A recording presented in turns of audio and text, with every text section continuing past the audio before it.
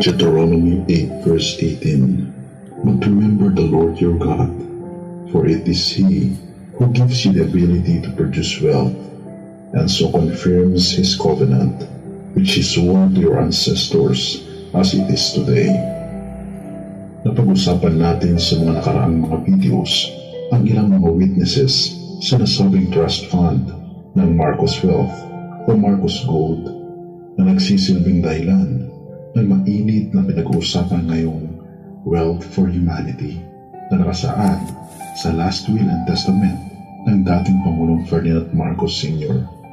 Ngunit may mga dokumento ba o sulat o di kaya na may video ng dating Pangulong Marcos bilang isang ebidensya na nagsasabi patungkol dito? At ating ding tunghayan ano nga ba ang Streets of Gold at ating ding tignan ang mga dokumento ng gold deposits ayon kay Atty. Karen Hughes.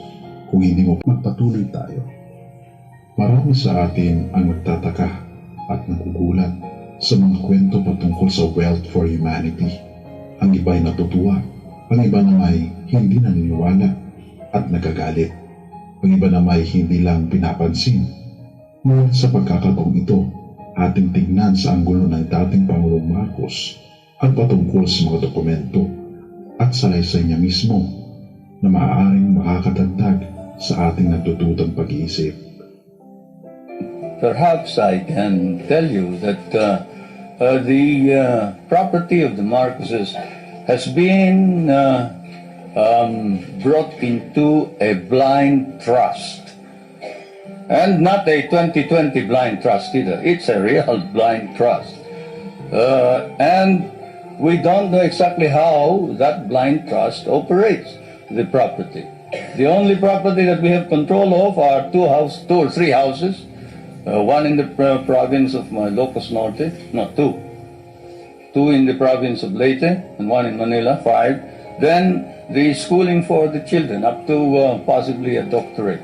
Beyond that, all income goes into the Marcos Foundation, which is the foundation that embraces all property. December 31, 1969, sa unang araw ng pangalawang termino ng dating Pangulong Ferdinand Marcos at 4 na taon bago pa may deklara ang martial law, ay kanyang idrinaf ang proposisyon ng pagtatransfer ng lahat ng kayamanan niya para sa benefit ng lahat ng mga Pilipino.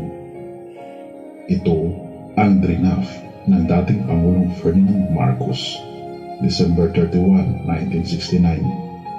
I have today given away my general instrument of transfer, all my worldly possessions, to the Filipino people through a foundation to be organized known as the Marcos Foundation, moved by the strongest desire and the purest will to set the example of self-denial and self-sacrifice for all our people.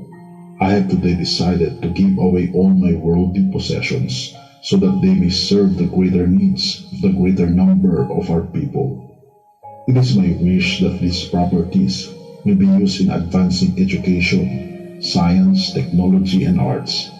This act I undertake of my own free will, knowing that my need of material possessions will, having always been a simple man, my needs will always be lesser than those many of our people who have given me the highest honor within their gift, an honor unshared by any of my predecessors and not likely to be shared by anyone else in the future, no other Filipino leader.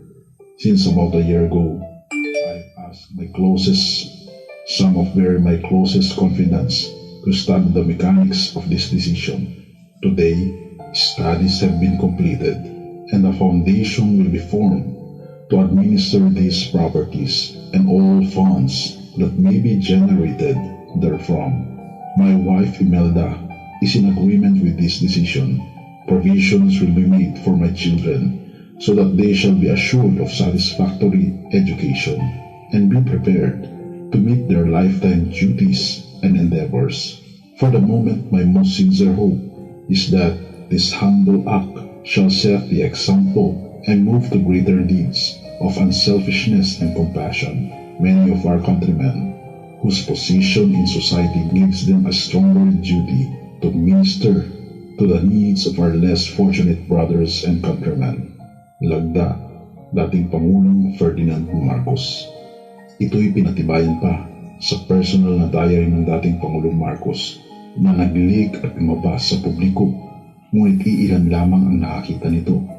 Ito'y isinulat noong January 1, 1970, isang araw bago isinulat ng dating Pangulong Marcos ang kanyang adhikain na ilipat sa Marcos Foundation ang kanyang mga kayamanan. Nakasaad dito ang mga katagang, I start a daily written record of my second term in office as President. This will be kept on loose leaf so that all kinds of materials may be attached to the binder. Thus the background should be a treatise on the elections of 1969. This will be composed of my critic as well as the commentaries on the technique of victory. Binanggit niya rin dito sa page na ito ang patungkol sa mga ginawa niya sa araw na iyon na may specific na mga oras at detalye. Ngunit ang pinakamahalaga na isinulat niya sa kanyang diary sa araw na iyon ay ang pangalawang pahina ng diary na nagpapatunay na ang pagkalihitimo ng pagtatransfer ng Marcos wealth para sa mga Pilipino. January 1, 1970, continued. Yesterday, I finally transferred all my worldly possessions to the Filipino people through the Ferdinand E. Marcos Foundation. I have planning this far for many years, but I felt that the beginning of my second term was the best propitious time.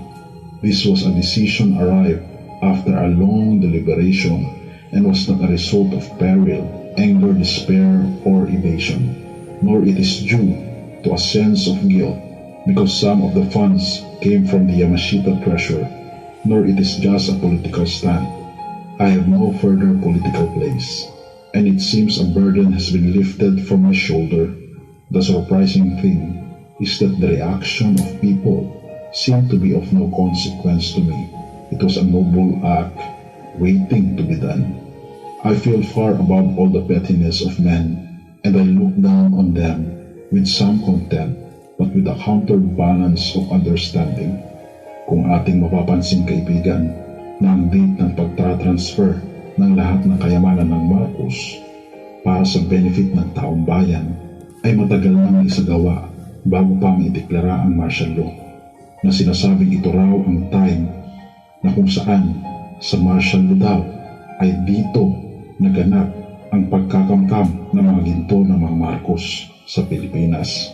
Ngunit kung nakakuha man ng ginto ang mga Marcos sa panahong iyan, sa panahon ng martial law, hindi ba't ito rin ay magiging parte ng kayamanan na mapupunta para sa taong bayan?